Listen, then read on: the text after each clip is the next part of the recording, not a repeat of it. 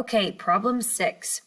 Ben thinks 92 ones is greater than 9 tens, 2 ones.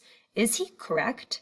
Explain your thinking using words, pictures, or numbers. I also want you to draw and write about tens and ones to explain your thinking.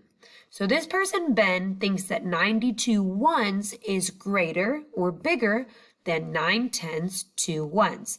The first thing you need to do is tell me if he is correct. Yes, 92 ones is greater than 9 tens, 2 ones, or no, it is not greater.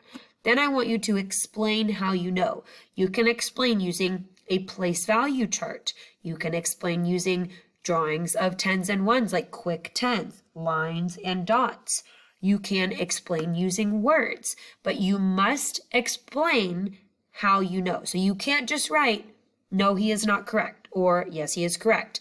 I need to know how you know if he is correct or not.